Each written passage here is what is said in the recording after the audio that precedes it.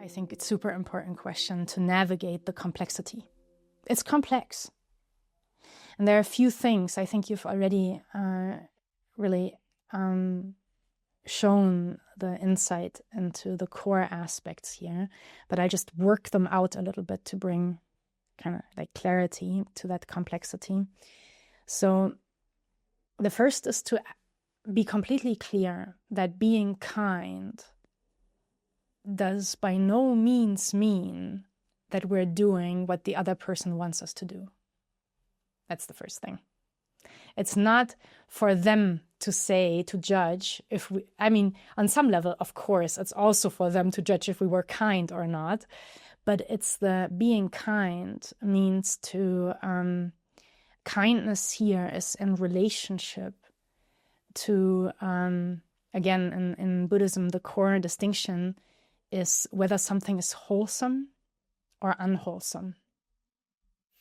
And very often, we just had that example too in the seminar, very often we'll find ourselves in situations where another person, sometimes that other person is actually also ourselves, but where somebody creates harm for their surroundings, intentionally or unintentionally, it does not matter. But what they are doing is harmful, possibly even for themselves or for their surroundings.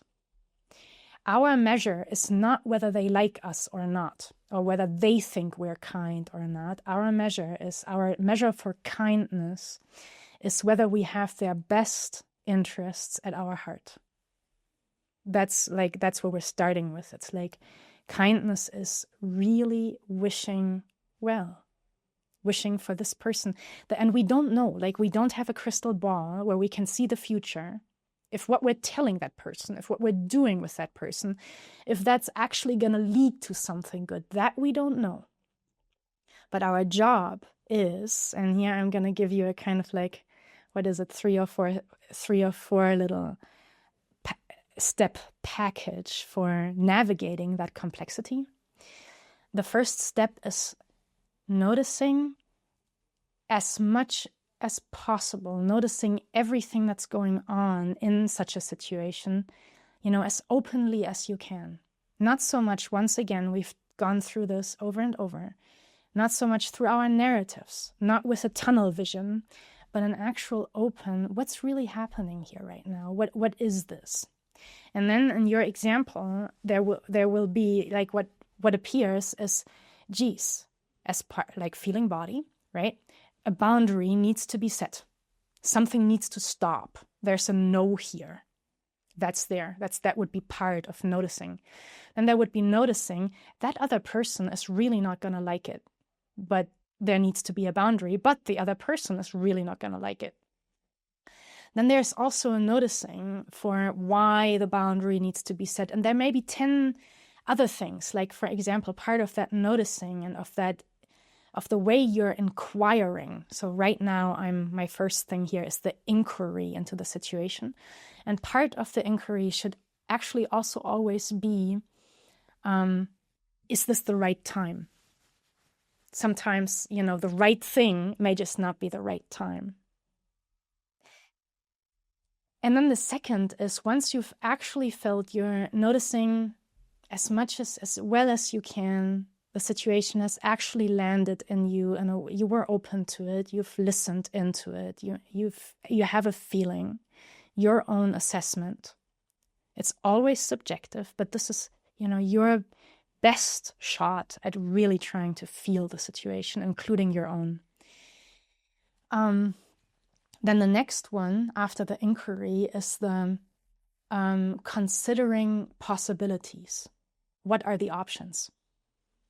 And the no may be the most obvious option, but there may be 2 or 3 other options. It may also be a yes, but, for example, right? Or it could be just saying, no, not this, but you can do this other thing, right? So really taking some time to also considering what are the possibilities in this situation. That's the second, consideration of possibility. And you're letting the possibilities almost like reveal themselves to you. Sometimes they are beyond, they are out of the box. The best possibilities oftentimes are out of the box. We tend to think in our binary categories, but very often, if we are actually open to it, then possibilities can reveal themselves that are like, oh geez, of course, I didn't think of that, but such and such a thing is also possible. Okay, second, consideration of possibilities. Third is the clarification, or again, once a kind of alignment with really what your intentions are, your deeper intentions. That's the activation of the good wishes we've been saying. What matters to you really right now? And then that becomes the compass, the activation of like, what is this really about? And then kind of like, it's a little bit like dowsing. Your intention is like the dowsing, how do you say, the dowsing stick that douses into the field of possibilities. So, you know, it's very ecological here, a gardening metaphor. You have a dowsing stick and you have a field of possibilities. And your feeling body is probably going to have actually a better sense of which of the possibilities is most aligned with your intention. And then you can, of course, also reflect on why you think this is the best way to go.